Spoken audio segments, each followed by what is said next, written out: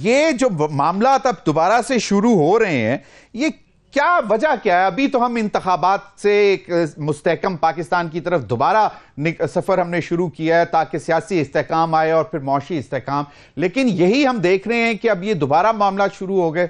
देखें ज़मीर, बात यह है कि वी मस्ट अंडरस्टैंड कि हमारे जो दुश्मन खास तौर पर नंबर 1 इंडिया है और उसके जो इंटेलिजेंस है रॉ, उनका एक एम है कि पाकिस्तान डिस्टेबलाइज रहे, पाकिस्तान में इकोनॉमिक तरक्की ना हो और पाकिस्तान का सी पे मनसूबा कामयाब ना हो, जो कि हमारे दूसरे ममालिक इंडिया को प्रॉक्सी यूज़ कर रहे हैं ताकि वो बलूचिस्तान में BNLA, BLF, PNA, PTTP, Daesh, Khorasan सबको सपोर्ट कर रहे हैं और अफगानिस्तान के थ्रू कर रहे हैं। और अभी तो आपके सामने जो वीडियो लीक हुई है उस पर क्लियर नज़र आ रहा है कि उनके लीडर्स कह रहे हैं जी हम 6 रॉकेट लॉन्चर्स ग्रुप हैं, रॉकेट के ग्रुप्स हैं, फिर उसके बाद स्नाइपर्स हैं, नाइट विंड डिवाइस से लेज़र के साथ सब कुछ प्लान होने के वजह हम चौकी में अटैक करेंगे। इससे पहले भी हमारे पास है, हमने अफगानिस्तान से क्या रिक्वेस्ट की, एक ही बात की है कि आपने जो दोहा में एग्रीमेंट किया था कि आप अपनी सरजमीन किसी टेररिस्ट ऑर्गेनाइजेशन को किसी हमसाया मुल्क के खिलाफ इस्तेमाल नहीं करने देगा, तो वो आप उसको ऑब्जर्व करें। हम जो कुछ करते हैं चलें वो छोड़ दें, लेकिन अब कंफर्म बातें हो चुकी हैं कि सारा वेपन एमुनिशन जो अमेरिकन छोड़ के वो उनको मिल गया, रॉ वहाँ ऑपरेट कर रही है। उसके बाद इनको टेसट सपोर्ट अफगान तालिबान की है, TTP को, BLA को, ये चीज़ें अब ख़त्म होनी चाहिए। और पानी सर से गुजर चुका है। जो आज एक तुर्बत में जो इन्होंने किया है गवादर पोर्ट अथॉरिटी पे और एक इसके बाद जो अभी इन्होंने यहाँ पर किया है शाम में, गिलगित बल्तिस्तान में, ये एक्सेप्टेबल ही नहीं है। इसलिए देख कर भी a very wrong message to the world के पाकिस्तान में कोई भी जगह महफूज नहीं है। Gwadar port, Balochistan is very turbulent. आप मुझे बताएं कैसे फॉरेन इन्वेस्टमेंट आएगी? यही उनका डिज़ाइन है। दे वांट के किसी तरीके से भी पाकिस्तान को इकोनॉमिकली प्रॉस्पर ना करने दें, क्योंकि जो एक इस्लामिक मुल्क है, न्यूक्लियर मुल्क है, फौज लड़ाका है, जियोस्ट्रेटिक लोकेशन बहुत अच्छी है, इकोनॉमिक तरक्की करेंगे तो अपने फैसले अपनी नेशनल इंटरेस्ट में करेंगे। ये वो नहीं चाहते। IM वर्ल्ड में फंसे रहो, उनकी कंडीशन मानते रहो, मुल्क के अवाम को तबाह करते रहो और आप अपने अज़ाइम पूरे करते रहो। सो इसके लिए रेसिपी नंबर 1 रेसिपी है कि the nation has to be united. हमारा एक फोकस होना है कि हमने अवाम ने मुसल्लह फौज के साथ खड़े होना है, उनकी पुष्ट पर रहना है, क्योंकि फौज और अवाम मिल के टू फाइट द नेशन। ये हमने इस एनिमी के नैरेटिव को डिफीट करना है। फौज ने तहैया किया हुआ है, chief army staff general Munir ने तहैया किया हुआ है, कोर कमांडर्स ने किया हुआ है, अवाम के साथ खड़े होना। और साथ ही साथ ये इलीगल इमिग्रेंट्स को खुदा के लिए वक्त आ गया, प्लीज 1.2 मिलियन निकालें बाहर।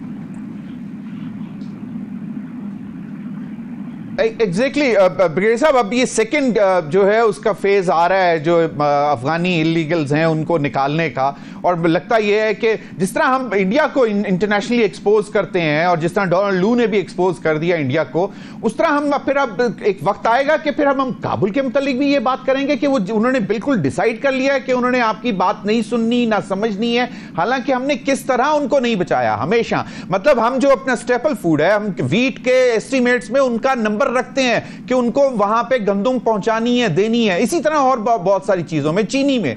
तो क्या मतलब फिर हमें अल्टीमेटली फिर हम उसको we have to go and resort on these issues? देखिए, हमने जो कुछ करना था कर लिया। हम गंदम उनको देते हैं, शुगर उनको देते हैं, फर्टिलाइजर उनको देते हैं, अफगान ट्रांसलेट पूरा उनको देते हैं, बल्कि हमारे से ले जाके वो फिर सेंट्रल एशिया में चीजें बेचते हैं। $3-4 बिलियन का हमें लॉस होता है। आई थिंक कहीं ना कहीं we have to put a full stop.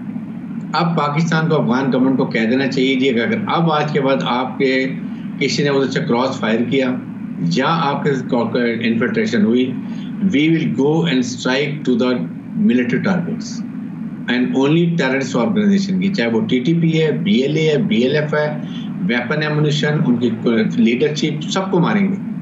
We have to be very careful. Collateral damage जो हमारे फॉरेन ऑफिस में यही कहा कि we are going only for military target, surgical strike है, and we don't want collateral damage. और हमने कोई किसी सिविलियन की गारंटी नहीं की है।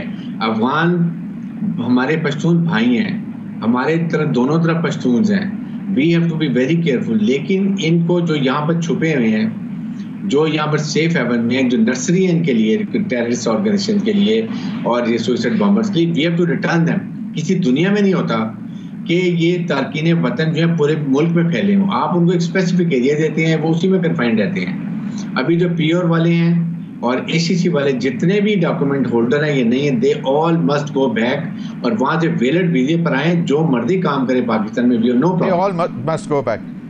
That's it. Very right brigadier साहब, क्विक कमेंट बिकॉज मेरे प्रोग्राम के वक्त का खत्म हो रहा है। अभी मैं देख रहा था हमारे जो फेडरल मिनिस्टर फॉर पेट्रोलियम, उन्होंने कहा कि हम गैस पाइपलाइन के लिए अमेरिका से दोबारा बात करेंगे, ईरान पाकिस्तान गैस पाइपलाइन के लिए। एक तरफ हम इस तरफ भी जाना चाह रहे हैं, तो क्योंकि मतलब ऑफ कोर्स इकोनॉमिक स्टेबिलिटी के लिए अभी गैस की जरूरत है और इतने हाई रेट्स पे खैर इंडस्ट्री भी नहीं चलेगी। तो आपका क्या ख्याल है कि मतलब ये चीज़ों को अब आगे लेकर चलने के लिए पहले ये खत्म होगी दहशतगर्दी, मतलब जो गवादर से अब नॉर्थ ऊपर तक जा रही है, गिलगित बल्तिस्तान तक, सीपैक और फिर ईरान पाकिस्तान गैस पाइपलाइन? देखें, ये Pakistan is already taking the case of American government कि जी हमें because of shortage of gas is shown the problem, हमें इसका अलाउ करें। आई होप कि they will understand the problem, letter is almost drafted and is going. लेकिन ये gas line बिछाने से पहले we have to maintain law and order. आपको सीपैक नहीं बनाने दे रहे, आपको बलूचिस्तान रोड धमाके कर रहे हैं, गिलगित बल्तिस्तान में कर रहे हैं, चाइनीज को वो एक मैसेज गलत दुनिया को भिजवा रहे हैं कि लिए आप फॉरेन इन्वेस्टमेंट ना आए, फॉरेन ना आए, हम आपको नहीं करने देंगे। तो गैस पाइपलाइन के भी ये रोड धमाके करेंगे, तो I think that would be very unfortunate. Exactly, that would be very unfortunate.